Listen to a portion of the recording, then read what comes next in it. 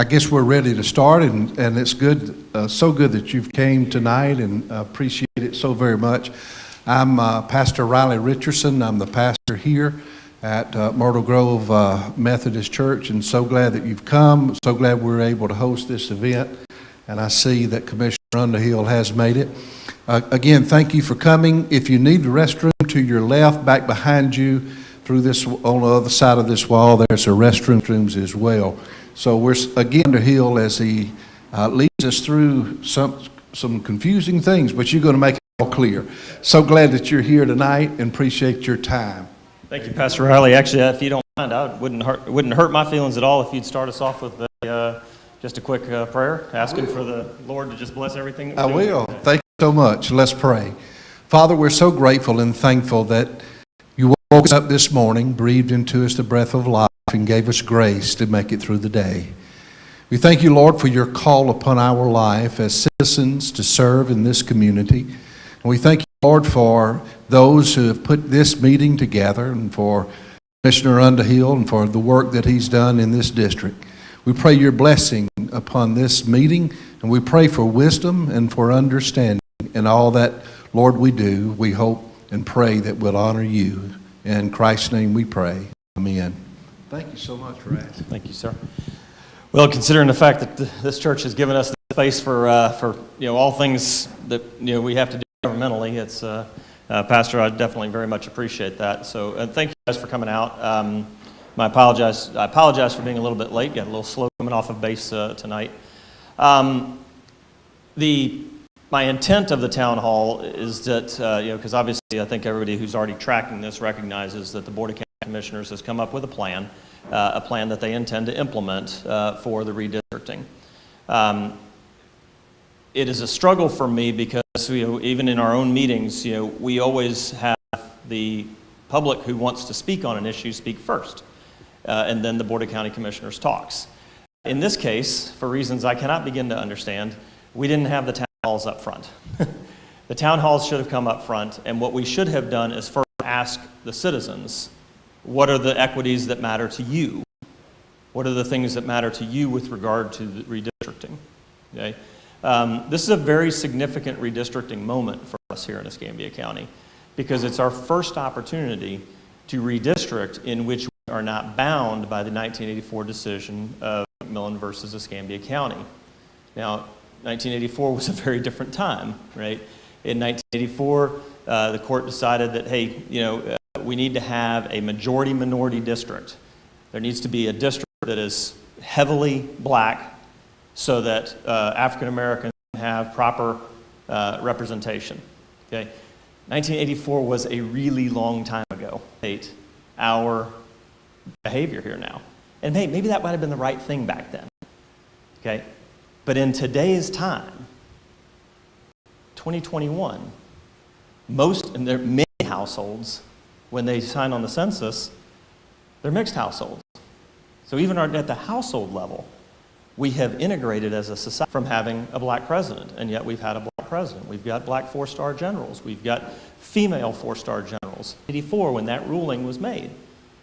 But what we know today is if you think that you can fight racism by applying racism, then it probably isn't working out very, not going to work out very well for you. So that issue, that McMillan ruling, the county commission applied that as their number one rule in their decision making. The first and foremost that we were going to protect the majority-minority district in District 3, when in fact there is no law that says that we have to do that. And in fact, we know in 2021 that dividing ourselves up by the color of our skin is a really bad business practice, no matter how good the intent might be. So that was the first rule that they had. The second rule that seemed to be very prominent in our discussions was preserving the incumbents and not redistricting in such a way that the incumbent sitting in any seat, whether it be ECU, the school board, or BOCC, would be redistricted out of their seat.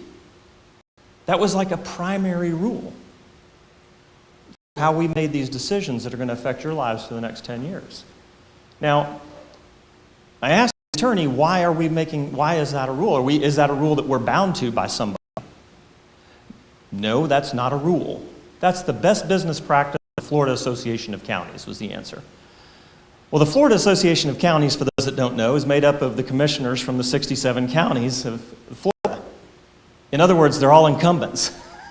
Believed to be true is, had we had these town halls up front and had we asked citizens if this was important to you, you'd have probably said no. And the reason for that is because I think that the voters are very cognizant of something that somehow those of us that are sitting in the chairs forget. And that is that we are temporary stewards of an office that belongs to you. It's not my seat. It's not my discretionary money. It's not my, Jonathan isn't my employee, and it's not my phone number, 595, my tenure as your county commissioner. That's what I hear from citizens everywhere I go.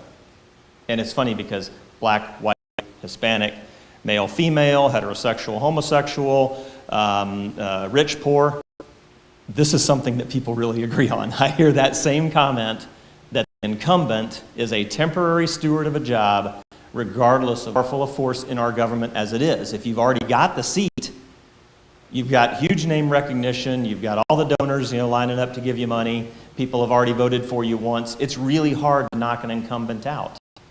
An incumbent should not be comfortable in his seat, he should be uncomfortable in his seat. Okay?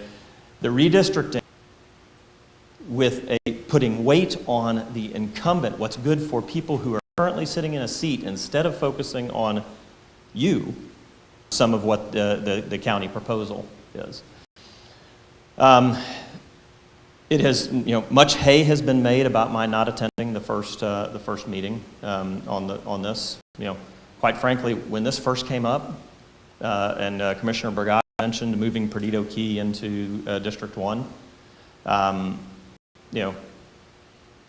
everybody laughed at it because it was kind of a laughable joke. I'm a father first. I will never ask forgiveness for that. I'm a father first. And when my kid is performing at the world finals of his sport in Lake Havasu, I'm going to that every time. As long as this body will allow me to, I will be there to support my kids. The other commissioners knew that. The other commissioners also knew that the idea of taking and Perdido Key out and moving it up to District 1 was going to be very unpopular. Okay? But the decision was made that that's the route we're going to go. So the question is, though, and the reason I had the first town hall here in Myrtle Grove is because I really wanted to get an idea, to talk to you guys about what I feel like the impact is going to be on the traditional west side, and also to get your thoughts and ideas, and really just to hear. I got the county webcasting this so that we can, so that your comments can be heard. Whether those comments are abided to or tended to by anybody other than me, I can't really promise that. But you darn sure have a right to say the thing, to have a voice in the discussion. So the impact of moving, and then also what that has a net impact of doing, of actually making District 2 a little bit more city-centric. Okay, we sat in this room, actually filled it up, 400 people in this room, when there was a very heavily financed downtown interest wanting to build affordable housing on your old YMCA location. Okay, and we as a community stood against that. We talked about all the ramifications of that, and as your commissioner, I stood with you and said, no, that's not what's right for Myrtle Grove. And to this day, now after 2 attempts at it, while we don't have a YMCA back, which is the right thing for Myrtle Grove, we certainly have not, we've managed to fend off a couple of attempts that would have been bad for Myrtle Grove. One of the reasons that we can do that is because the West Side Commissioner does not really have a whole lot of an electorate downtown. Okay? And you've heard me say for 7 years now that I'm not a downtown commissioner. Downtown's got plenty of representation. They've got plenty of political influence. Okay? Just most recently, let's build some homeless camps out in the county. Places like, I don't know, Mayfair, Myrtle Grove. This is the kind of neighborhood where they send the stuff they don't want. Then a downtown trend. Okay? You know, I don't make a whole lot of friends saying that stuff out loud because as a commissioner, you're not supposed to say that stuff out loud. Okay? Never going to stop. Okay? The traditional west side of Navy Point, Warrington, Myrtle Grove, Twin Oaks, if you grew up out here, you went to the beach out in Perdido. Perdido is your beach.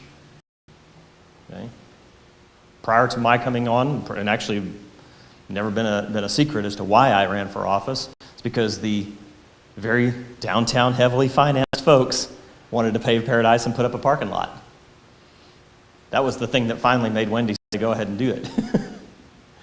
Okay? Perdido Key was not ever meant to be a tourist destination. That's supposed to be our public beach. It's supposed to be our home, right? And if you grew up here on the west side, that's how it was. Those development interests have been very adamant about trying to, turn it into something, that is much more profitable for them that are inside the city limits. Having more of the electorate that puts the District 2 commissioner in this chair is going to be bad for the Brownsvilles and the Warringtons, and for Myrtle Grove. Okay.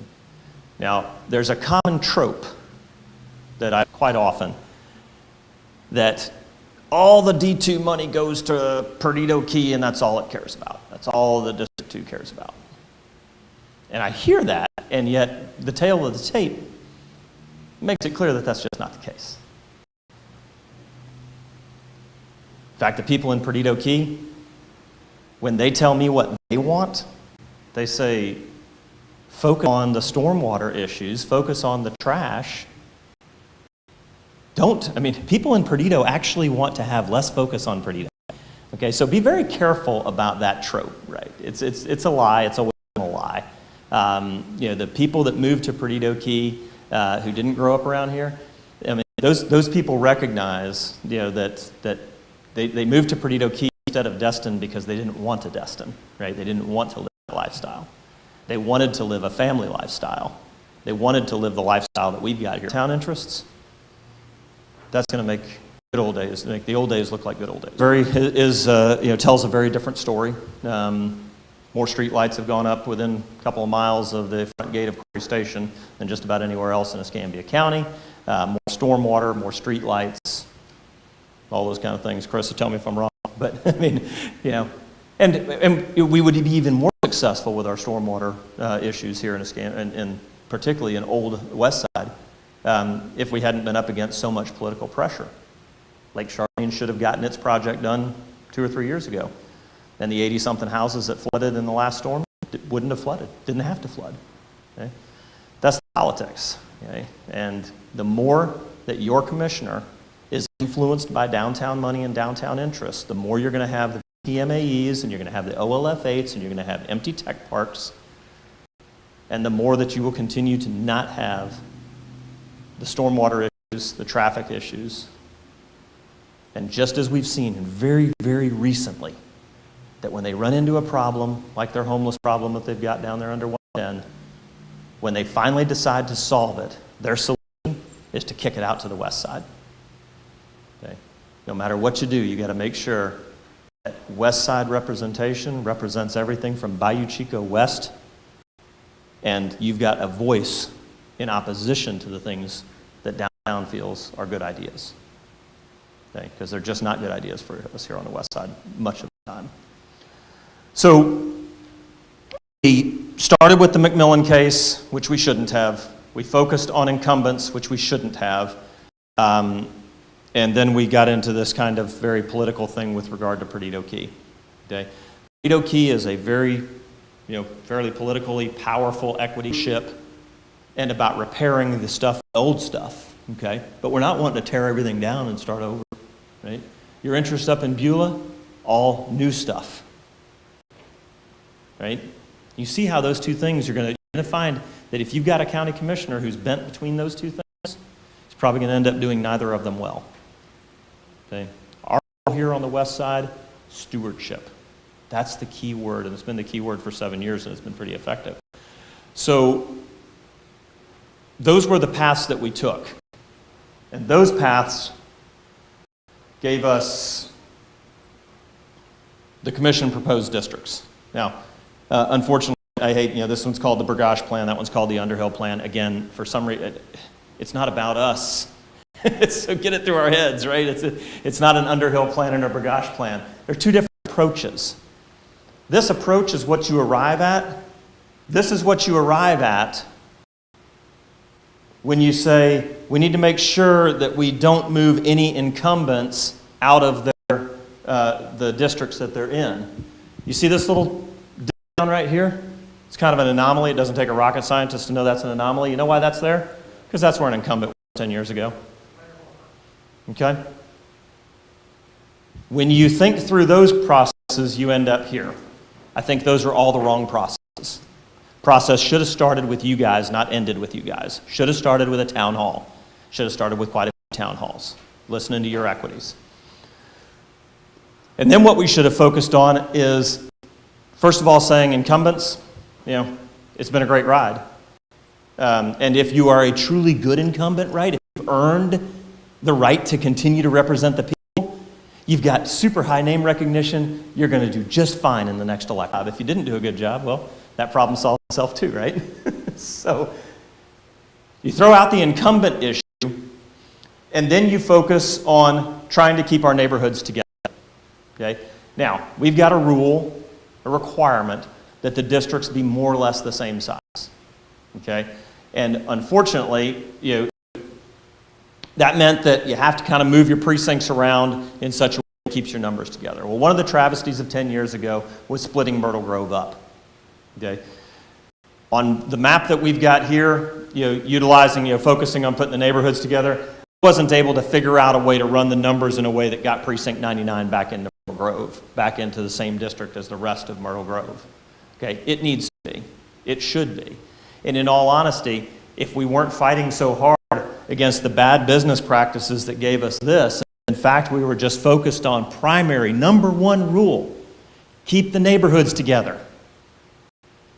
Because the neighborhood's equities, regardless of whether you're black or white or Republican or Democrat, gay or straight or whatever else, neighborhood equities at the local level, that's where neighbors unify, right?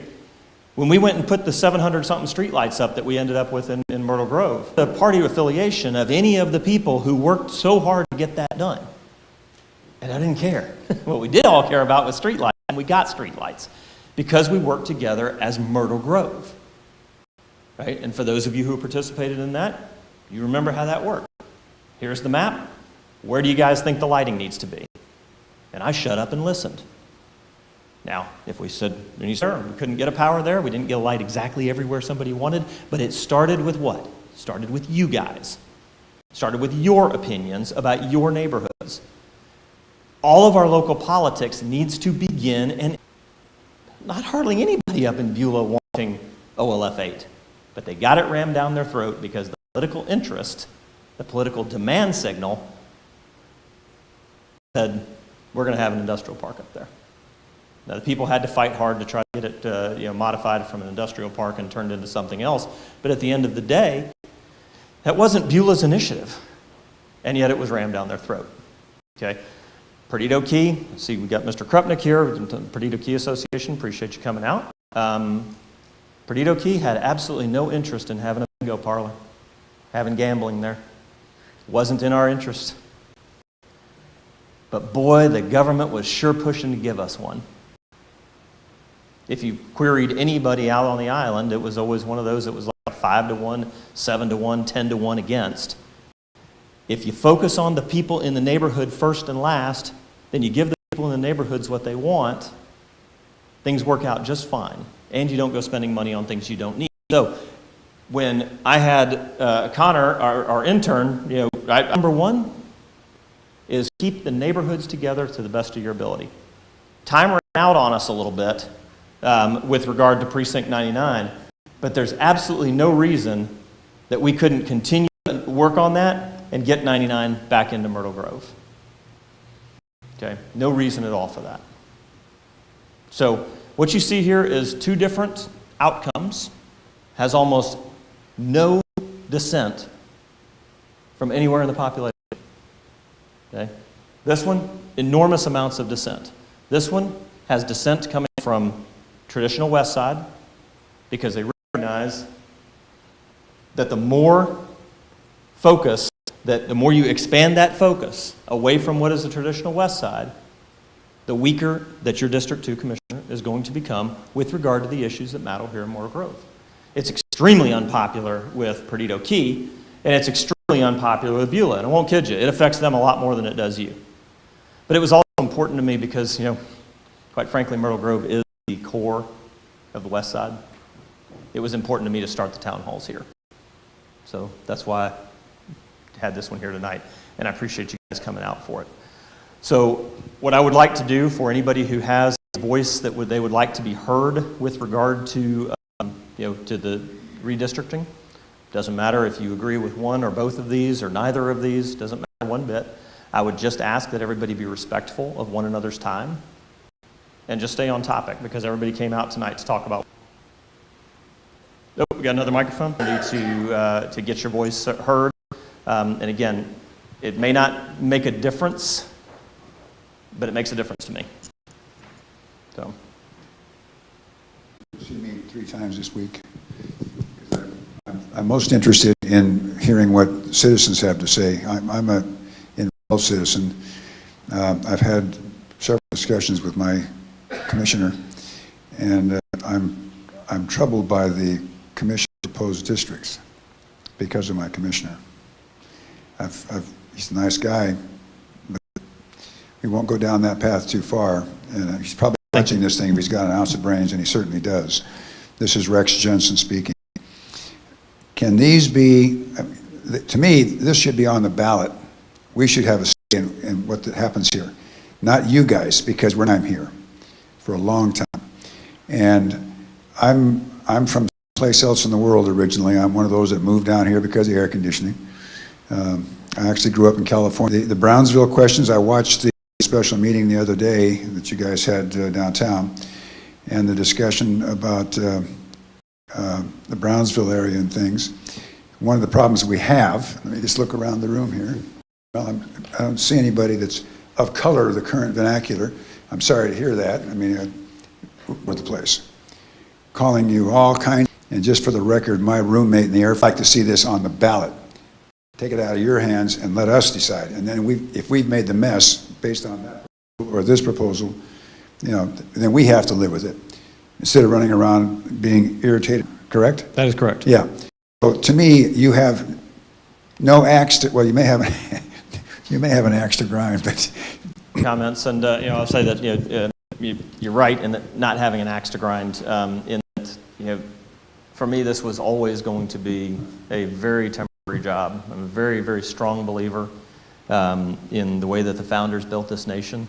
That we are supposed to be an all-volunteer government.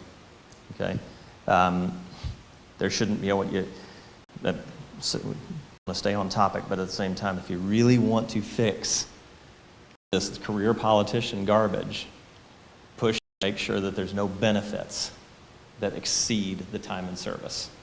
The fact that we've got politicians getting retirement checks for being a politician is probably making the founders roll over in their grave. So the first and best tool that you have to help you get there is something called Recall Florida. Check it out on Facebook, go wherever you get your news, but Recall Florida is trying to get to a point where commissioners can be recalled. So that if we start to act up, if we poorly represent, as you just said, in between elections, there's a mechanism to get rid of a guy. Let's face it, what our elections have basically come down to is you kind of end up picking the hoping for the best of two evils. Because the best people in our community don't run for office. The best people in our community, this is coming from a guy who ran for office, okay? And I think it's an absolute travesty of our society because I think there are literally tens of thousands of Escambians who would be a better commissioner than me. In fact, we tried to get them to run against the guy that voted of personalities because, again, my name will be forgotten minutes after I turn over this seat, okay? Every commissioner will, okay, or should at least, because it really shouldn't be about personalities. Anybody else? So why? Listen, Yep, you're on. hey, I'm Chris Kerr. I worked with the county for 25 years. I now work for advocacy group, Flood Defenders.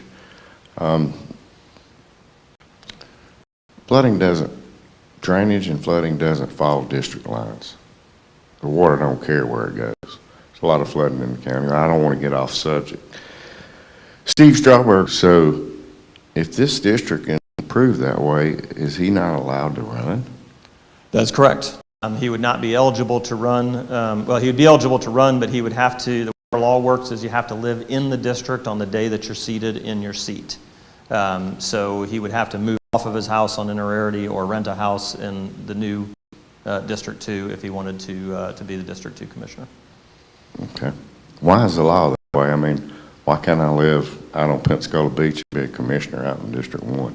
Well, it's an interesting, I mean, Santa Rosa County has that model, right, where you know, your commissioners are elected countywide, but elected to represent a particular area. In some ways, that model might be better. The downside of that model is that in order to get elected countywide, you have to at least promise that you're going to meet all those other equities, right? The benefit that we have of our system, whereby your commissioner is only elected by Westsiders, is that you end up getting a commissioner who goes downtown with his focus on the west side. I believe that the system that we have is better.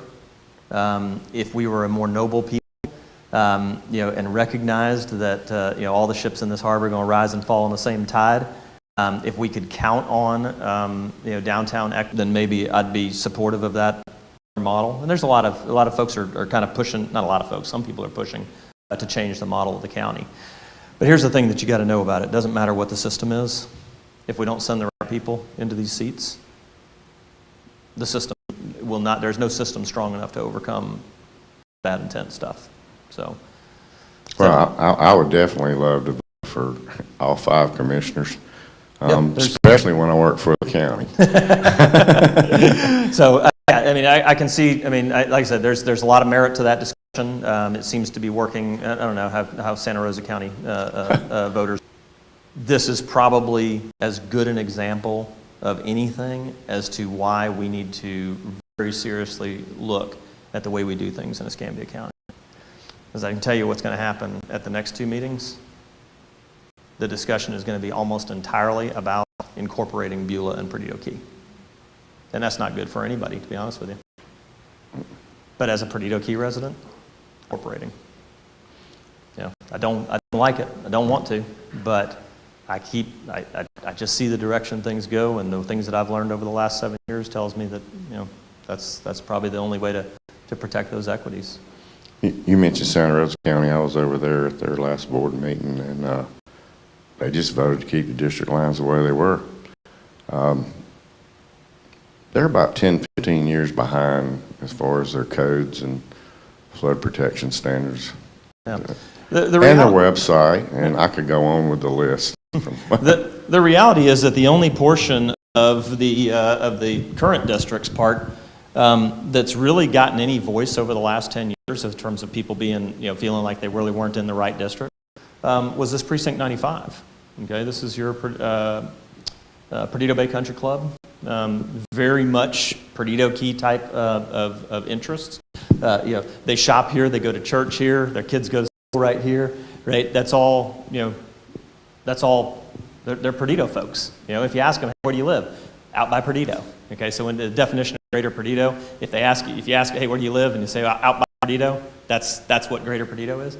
So this is the only real precinct that we really needed to address. If all we were trying to do was make sure that we were reflecting the will of the people, we had some work to do down here, a little bit of work to do down here. And in my opinion, these downtown precincts that are part of District 2 should go away.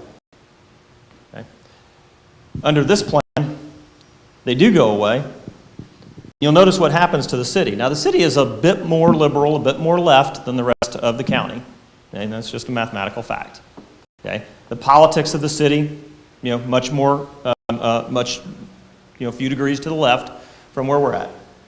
This plan, your city is divided between a predominantly Democratic area and a predominantly Republican area, and they split up the whole city equities. But here's the important part: the issues for the rest of the county, fine with being represented. Do I have a follow-on to this So, comments? yeah, actually, absolutely. Hang on.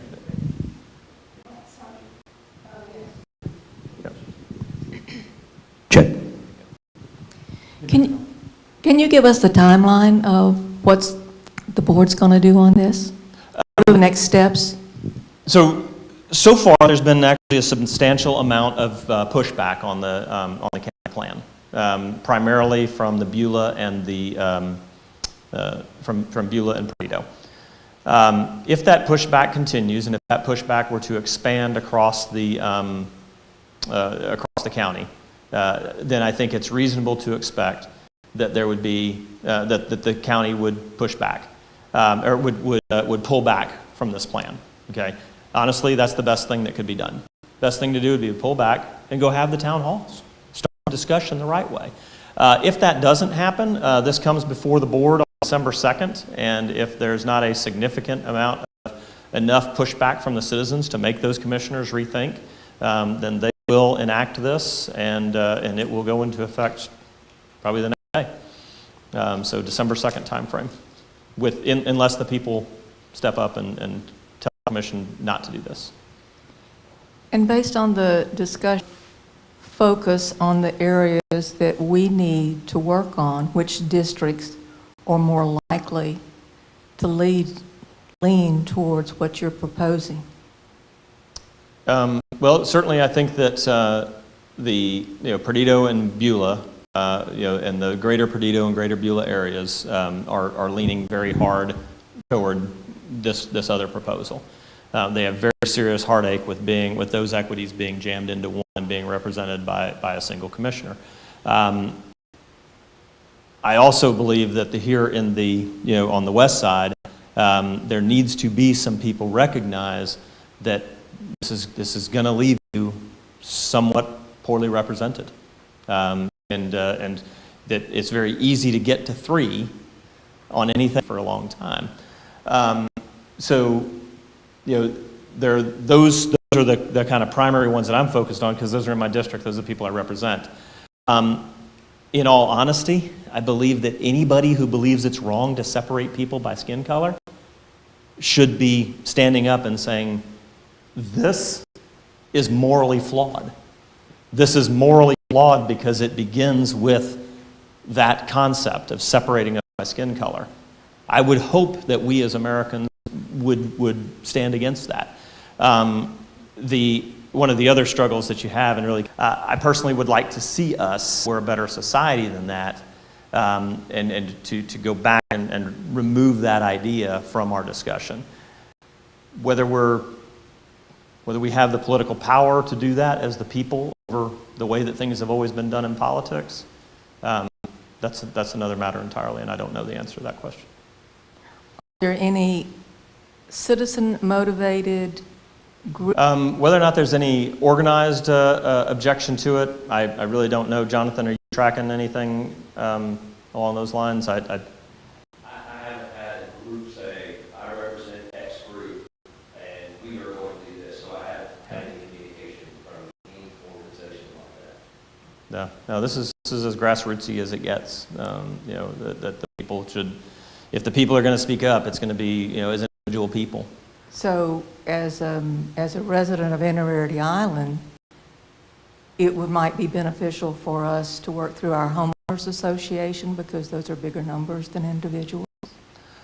Yes and yes, right? Yes, work through your homeowners associations, work through your churches, work through whatever other organization to make sure that the word gets out. Because that's the thing, the whole system of representative democracy only works with an informed electorate.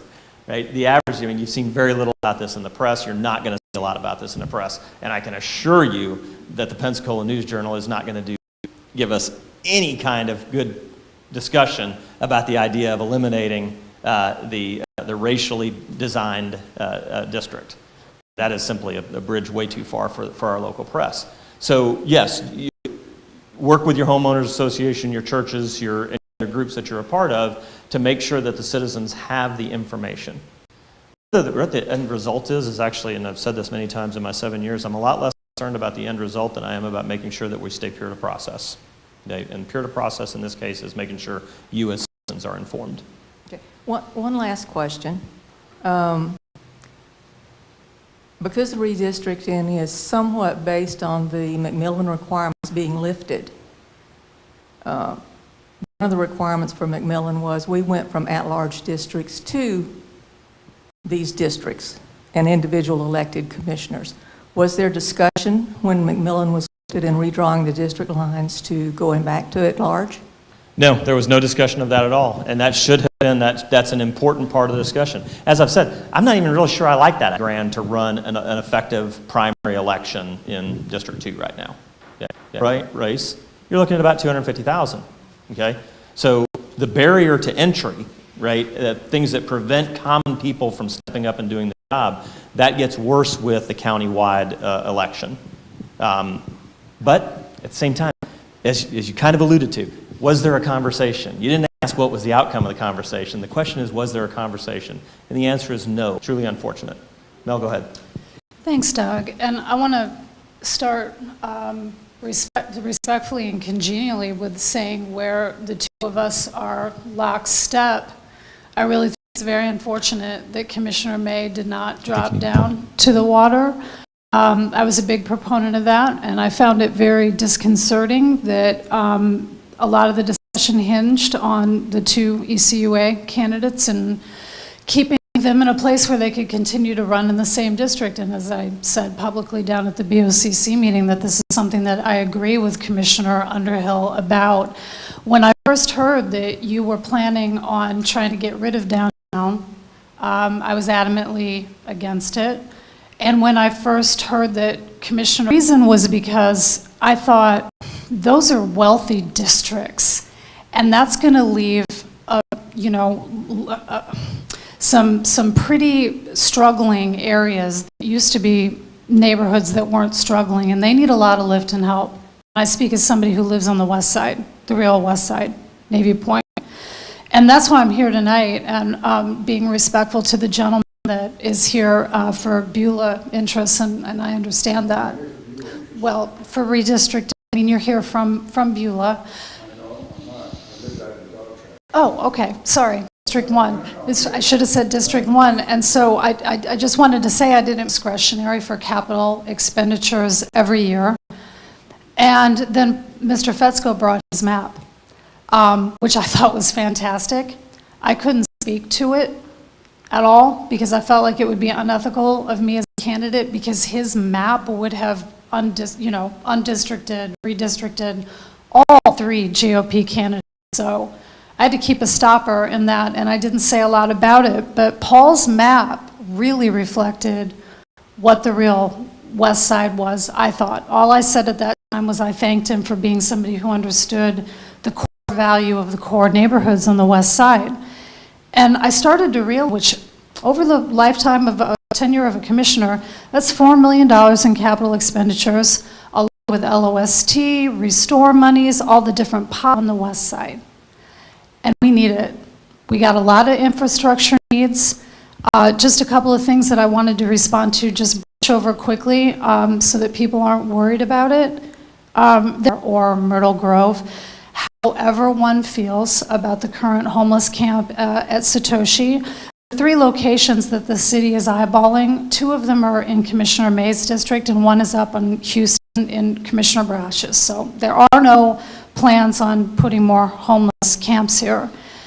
To respond to the McMillan minority majority, the commissioner's voice, and as the county attorney explained, even though that court decision is no longer binding, it evolved, right or wrong, whether you agree with the original decision or not, to the fact right now that if they started getting too much away and started diluting too much of the black vote, it's being painted as if this is something that the commission used or that they liked to do. Tightrope to walk, because on one hand, he could not dilute with the help of his board. On the other hand, he couldn't saturate. So I guess a couple of questions now that I do have. And the other thing is, of course, the commission did not know you were going to be gone for that meeting, right? Everybody was really surprised when you didn't show up. No one knew you weren't coming.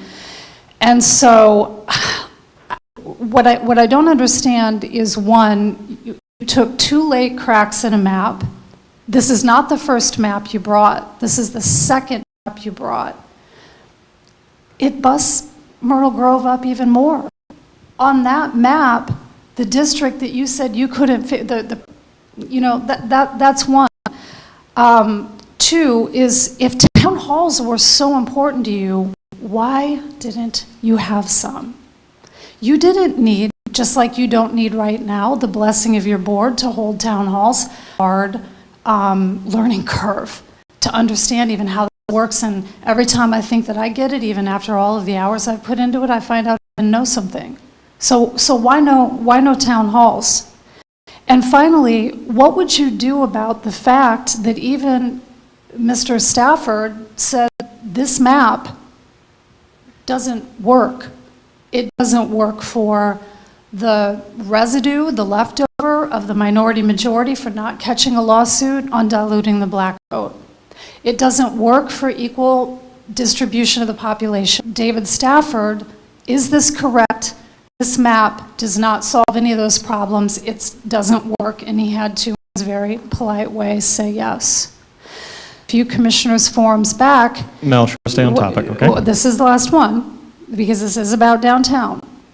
A few commissioner forums back, you started highlighting it by calling out the Fish House, where the big fundraisers happen, that you and I, neither of us are a fan of those. Off topic.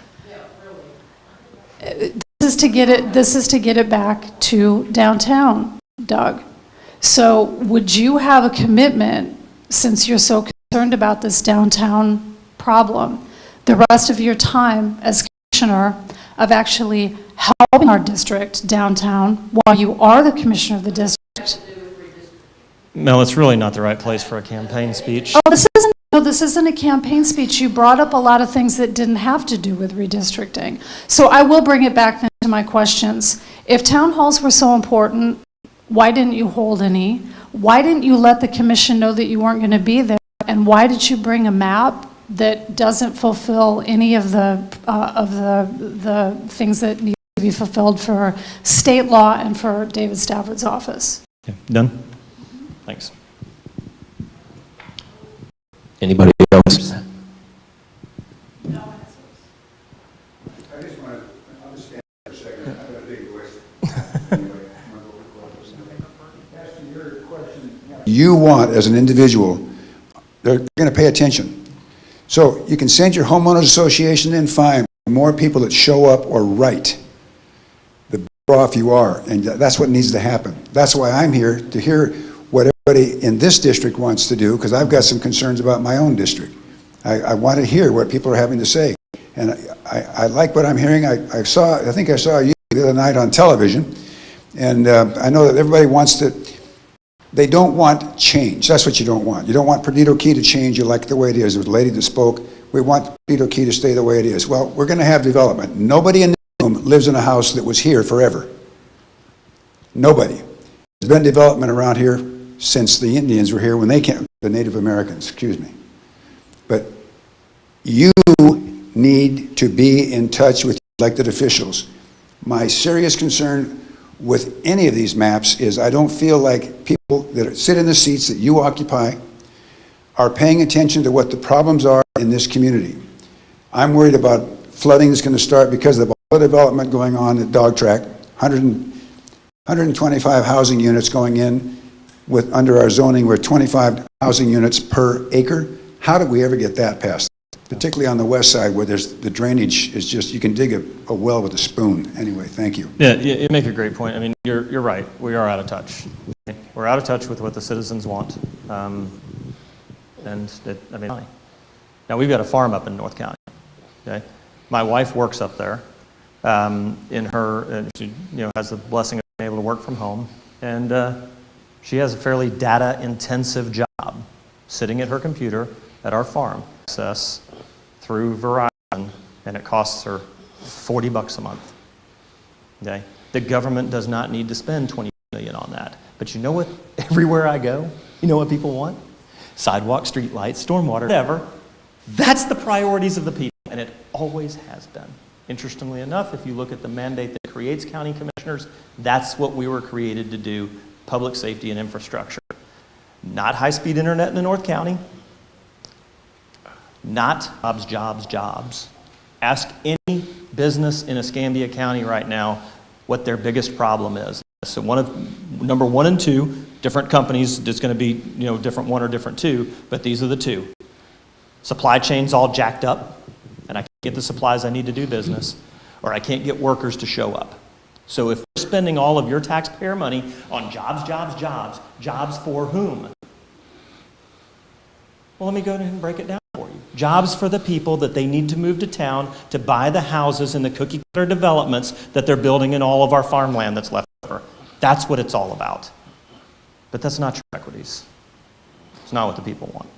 So I do want to go ahead and address the issues. David Stafford's office is perfectly fine with this. We're within the 5% or so that's required to make sure that you don't get on David Stafford's software in David Stafford's office, and with David Stafford's staff right there communicating with him, with Connor the whole time. Those that haven't met Connor, he's not quite a Jonathan level guy, but man, he's getting close. So, go ahead. Doesn't the Attorney General have the final say-so if this can't be resolved on the redistricting? Because one thing I'm going to do, I'm glad Mel's here. I'd like for the other 2 candidates running for office, but I think they should be here, even though it's awful strange to me that one of your candidates who just jumped in recently bought a house in Bernardo Key in September, so that's just, and I was told he's going to have a lot of Tallahassee money in this campaign. Well, personally, I tell you what, you're going down the political road, and I'm actually glad that the candidates aren't here, because this town hall, Yeah. about these folks. I'm just saying I'm going to invite them. If they want to have a town hall, they can go have a town hall. No, I'm going to invite them to your other 2, because I think I would be concerned about if they're going to have a district to run in. But you agree? If I was them, I'd be concerned about if you're going to be in the district by the time you run, it gets there. My concerns do not have anything to do with elected officials, past, present, or future. Okay.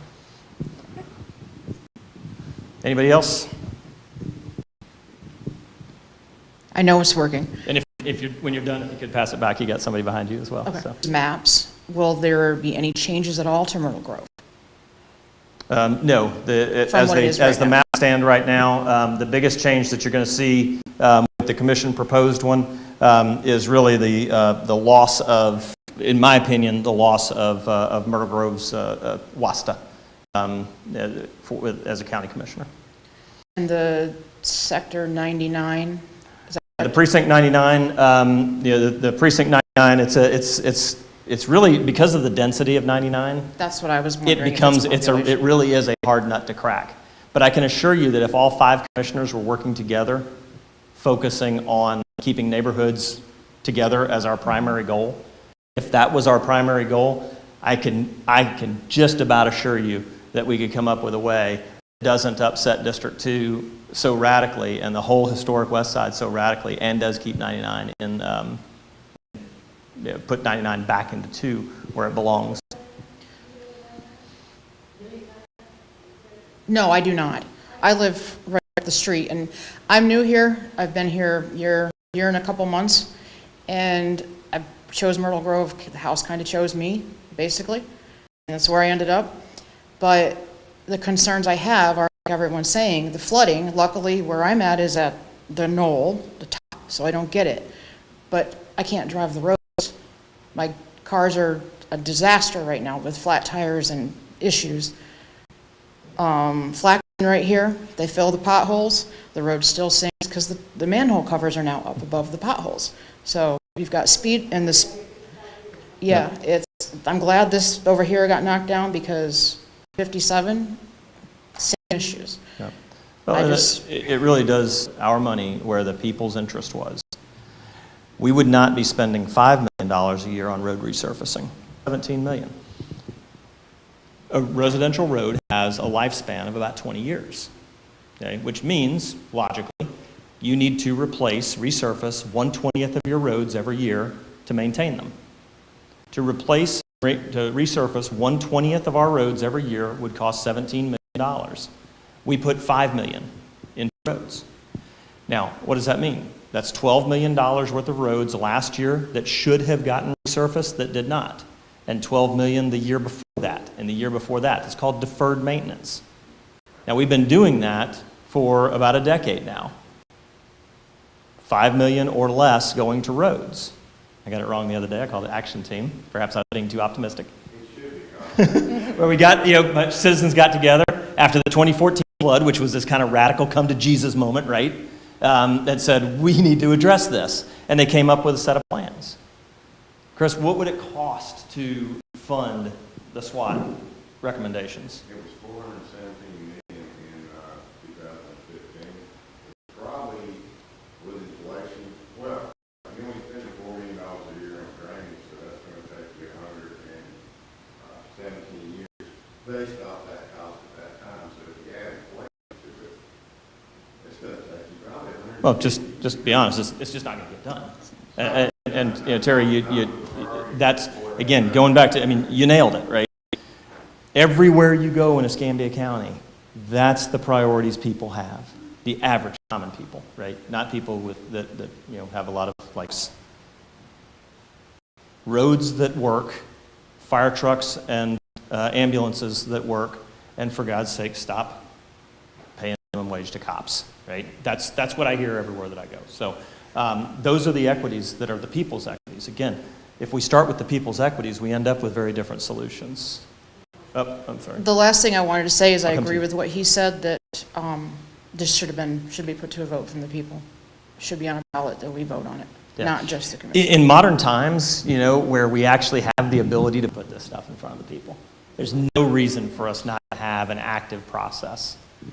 Go ahead. So I'm a lifetime resident of this area, lived in the same precinct for the last 25 years. Really interested if town hall are where we should have started. We're way down. You've produced 2 maps. My home's changed between 2 districts on your suggestions. Kind of like a pawn in it in some scheme here. Why didn't we start with us? Or why didn't you? You're my representative, and just wondering why not? Well, that's a great question. And in case, I know as a former county employee, you've been tracking how business is done down at the county. The very first conversation that we had, Jeff floated this idea about Perdita, and everybody kind of laughed about it, and we discussed it and said, actually, the numbers aren't really all that far off. It looks like it's going to be pretty easy. We can do this. And then once the decision got made to do this, well, what about, this goes, you understand how the county works as a former county employee. County administrator, I can't talk to the other commission members, so it's like, hey, what's the process going to be on this? At no time was it ever the will of the board to do it. Now, I'm already down 4-1, you know that. We all know how the politics of the county works, okay? So why didn't I push for having town halls annual even today? It's just not, it's not something that's reciprocated on our board right now. Okay? But again, how do we get to that, back to that? How do we get to that point? Citizens have to speak up. Commissioner Burgash said fairly recently that the people aren't even really engaged. People don't really care. Every one of the commissioners has gotten more emails on this subject than any other subject this year, including stormwater, in spite of your best efforts to the contrary. So, the citizens are engaged. The citizens kind of crazy talk wasn't going to get any traction. No, unfortunately, it got some traction. So, yes, ma'am. I live in Perdita, and I just wanted to know how much, what will happen to the population of Perdita? What's going to happen with fire protection? What's going to happen with police protection?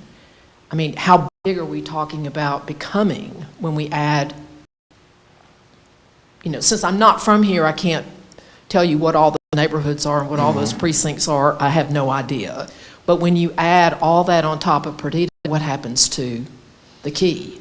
Well, Perdido Key was literally sucking the life out of this county in a lot of ways, right? There was an effort to put in a 4-lane down Perdido Key Drive, get a bingo parlor on Perdido Key. That 4-lane was a $100 million project. $100 million.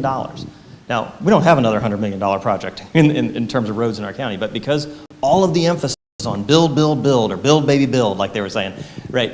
What we were doing was we were sucking the life out of the road projects in the county that really needed attention because they were trying to push this rock up a hill. Quite frankly, the election of 2014 was really very heavily focused on stewardship versus development.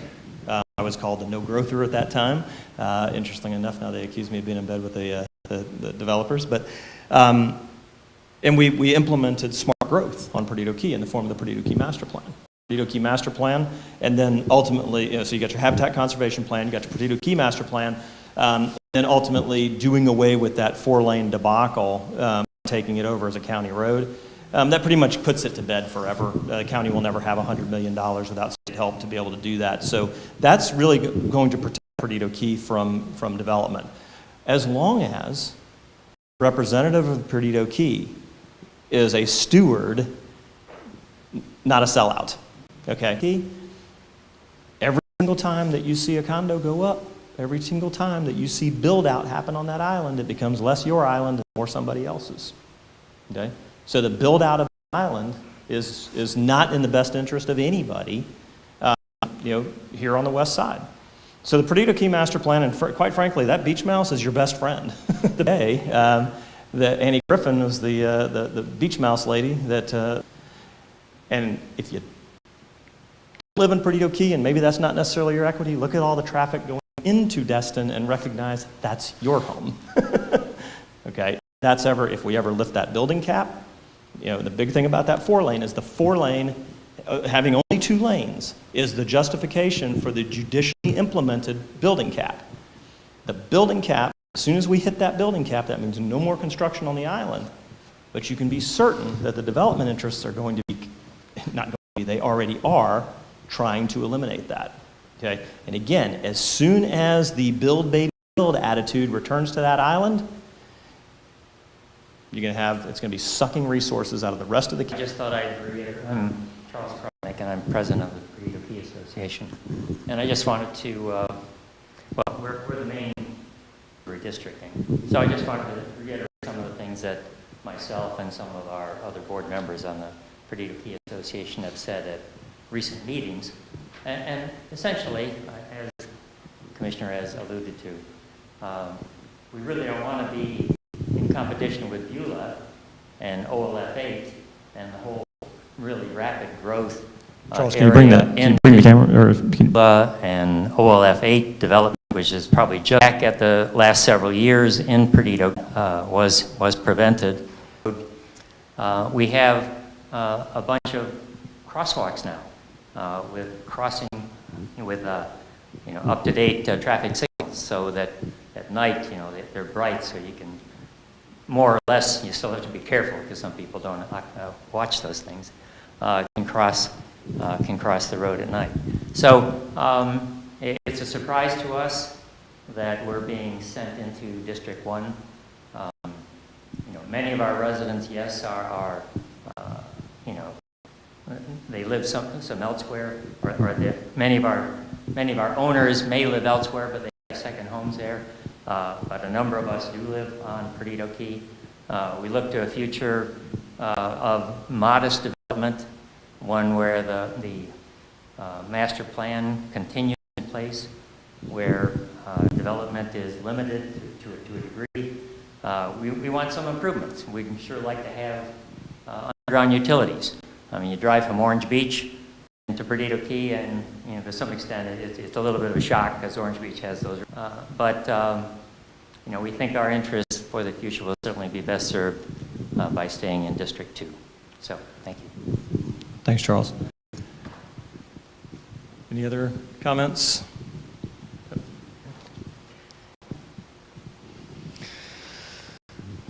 Myrtle Grove.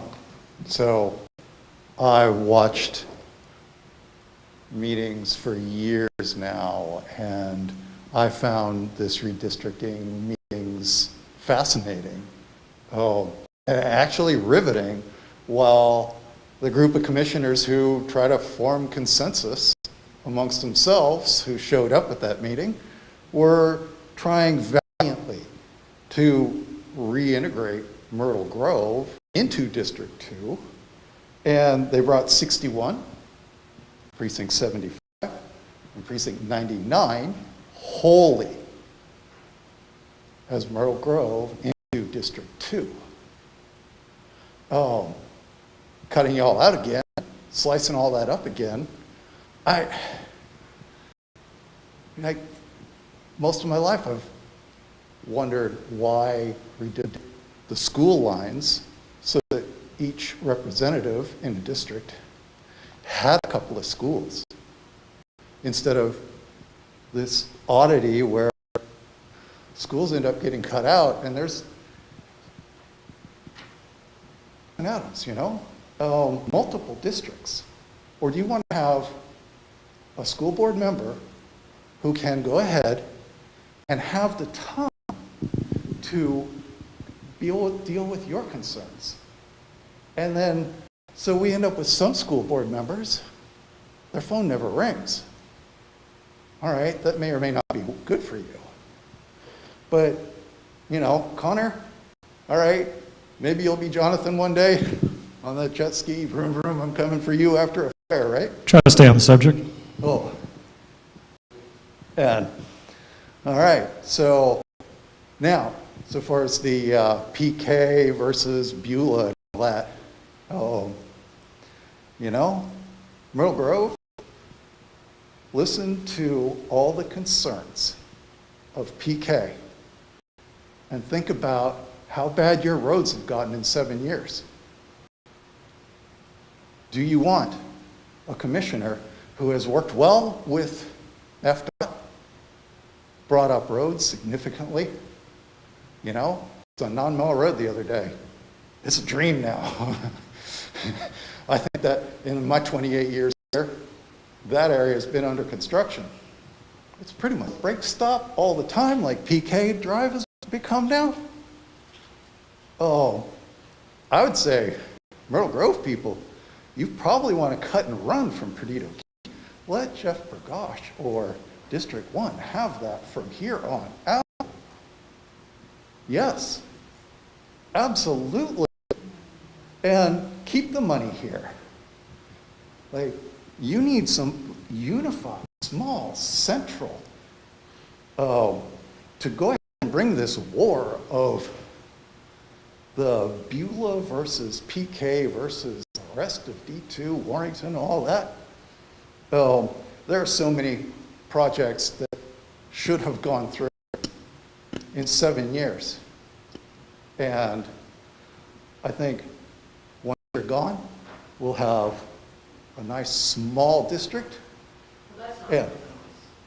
Try to stay on topic. This really Stay isn't on about topic. politics. Okay. Are you done? $25 million, baby. Thank you.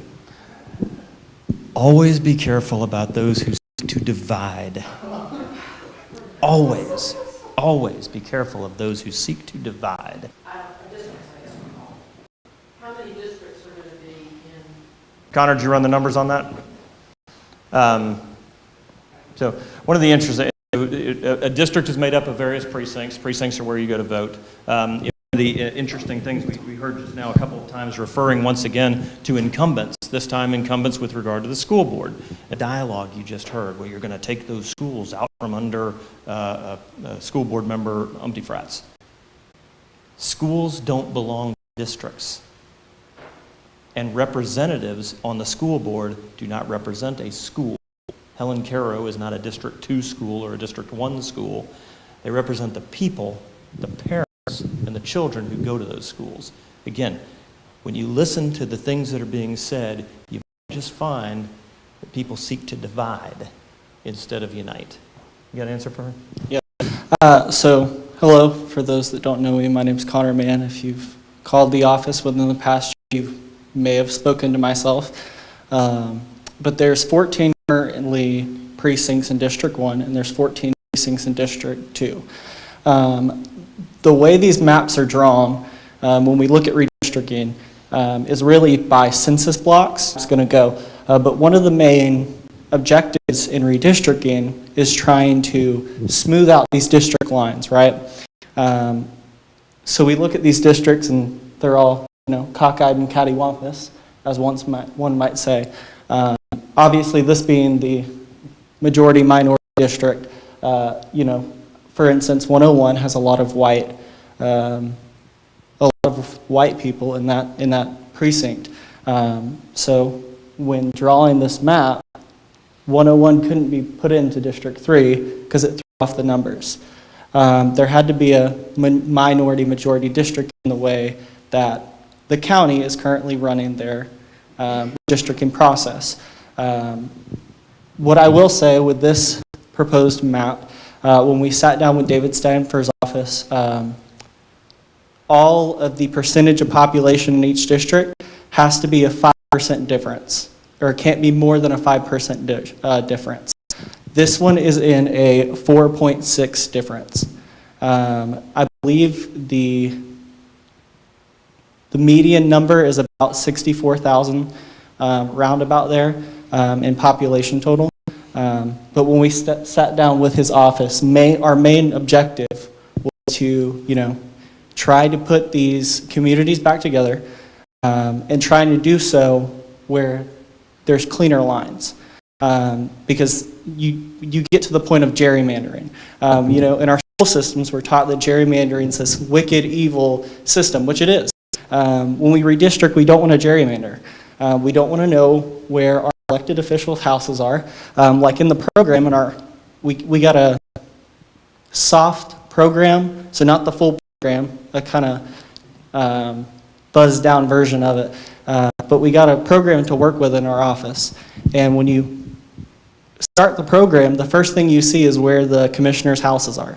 There's little stars on the maps that can tell you, oh, they're actually on these maps. I think if you look at your handouts, you might be able to see them. But these stars are where school board members and county commissioners currently live. Again, when you start from saying, I need to make sure that I have a particular district marked out by skin color, and then you follow up with that with, we need to make sure that we protect the equities of temporary residents in each of these seats, you're already on the wrong path, and the path that you're not on is the path that represents the people. So, guys, I appreciate everybody coming out tonight. I think it was a very good discussion.